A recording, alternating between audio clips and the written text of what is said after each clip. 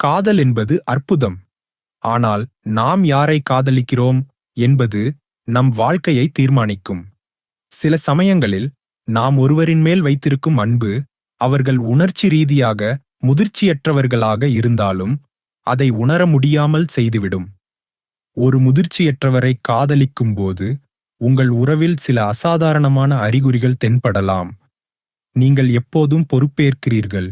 உங்கள் உறவில் ஏற்படும் பிரச்சினைகளுக்கும் குழப்பங்களுக்கும் எப்போதும் நீங்களே பொறுப்பேற்க நேரிட்டால் அது ஒரு முக்கியமான அறிகுறி.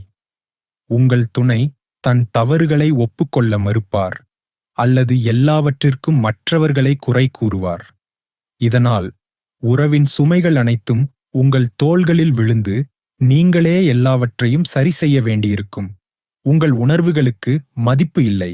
உங்கள் துணையிடம் உங்கள் உணர்வுகளைப் பற்றி பேசும்போது அவர்கள் அதை புரிந்து கொள்ளவோ அல்லது மதிக்கவோ மாட்டார்கள். உங்கள் கவலைகள், வருத்தங்கள் அல்லது தேவைகள் புறக்கணிக்கப்படலாம் அல்லது கேலி செய்யப்படலாம். நீங்கள் அதிகமாக உணர்ச்சி வசப்படுகிறீர்கள் என்று அவர்கள் சொல்லலாம். இது உங்கள் உணர்வுகளுக்கு எந்த மதிப்பும் இல்லை என்ற எண்ணத்தை உங்களுக்கு ஏற்படுத்தும். மூன்றாவது, அவர்களது தேவைகளே முதன்மையாக இருக்கும். உறவில் எப்போதும் உங்கள் துணையின் விருப்பங்களும் தேவைகளுமே முன்னுரிமை பெறும். நீங்கள் உங்கள் துணையை மகிழ்விக்க பல தியாகங்களைச் செய்வீர்கள். ஆனால் உங்கள் தேவைகள் கவனிக்கப்படாமல் போகும்.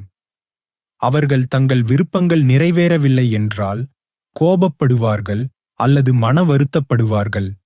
ஆனால் உங்கள் விருப்பங்களைப் பற்றி அவர்கள் கவலைப்பட மாட்டார்கள். நான்காவது, வாக்குறுதிகள் மீறப்படும், ஆனால் மாற்றம் இருக்காது. உங்கள் துணை அடிக்கடி உங்களுக்கு வாக்குறுதிகள் அளிப்பார்கள், ஆனால் அதை காப்பாற்ற மாட்டார்கள். உதாரணத்திற்கு, இனி நான் மாறுகிறேன், இனி நான் கவனமாக இருப்பேன் என்று சொல்வார்கள். ஆனால் எந்த மாற்றமும் இருக்காது. இந்த தொடர்ச்சியான ஏமாற்றங்கள் உங்களை சோர்வடையச் செய்து உறவின் மேல் நம்பிக்கையை இழக்கச் செய்யும். ஐந்தாவது, சிறு விஷயங்களுக்கே கோபப்படுவார்கள் அல்லது முரண்டு பிடிப்பார்கள். சாதாரண விஷயங்களுக்கு கூட உங்கள் துணை அளவுக்கு அதிகமாக உணர்ச்சி வசப்படுவார்கள்.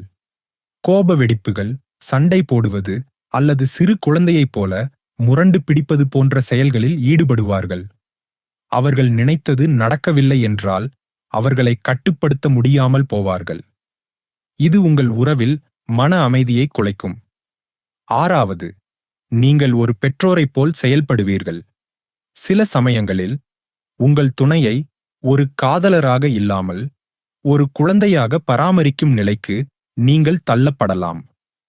அவர்களின் பொறுப்பற்ற செயல்களுக்கு நீங்கள் பொறுப்பேற்க வேண்டியிருக்கும் அல்லது அவர்களுக்கு என்ன செய்ய வேண்டும் என்று ஒவ்வொரு முறையும் சொல்லிக் கொடுக்க வேண்டியிருக்கும். இது உறவை விட ஒரு பாரமாக உணர வைக்கும். ஏழாவது, எல்லாவற்றிலும் நாடகம் மற்றும் தேவையற்ற பிரச்சனைகளை உருவாக்குதல். உங்கள் உறவில் தேவையற்ற சண்டைகளும் குழப்பங்களும் அடிக்கடி நடந்தால் அது ஒரு அறிகுறி. உங்கள் துணை சிறு விஷயங்களை கூட பெரிதுபடுத்தி நாடகங்களை உருவாக்கலாம்.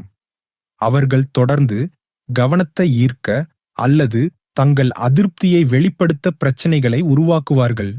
இந்த அறிகுறிகளில் ஒன்று அல்லது அதற்கு மேற்பட்டவை உங்கள் உறவில் இருந்தால் நீங்கள் ஒரு உணர்ச்சி ரீதியாக முதிர்ச்சியற்றவரை காதலிக்கும் வாய்ப்பு உள்ளது. இத்தகைய உறவுகள் நீண்ட காலத்திற்கு மன உளைச்சலையும் சோர்வையும் தரக்கூடும். உங்கள் நலன் மிகவும் முக்கியம். இது குறித்து உங்கள் துணையுடன் வெளிப்படையாக பேசுவது அல்லது தேவைப்பட்டால் ஒரு மனநல ஆலோசகரின் உதவியை நாடுவதும் நல்லது. ஃப்ரெண்ட்ஸ், இந்த வீடியோ பிடிச்சிருந்தா மறக்காமல் லைக் பண்ணுங்கள், சப்ஸ்கிரைப் பண்ணுங்கள். மீண்டும் அடுத்த வீடியோவில் சந்திப்போம்.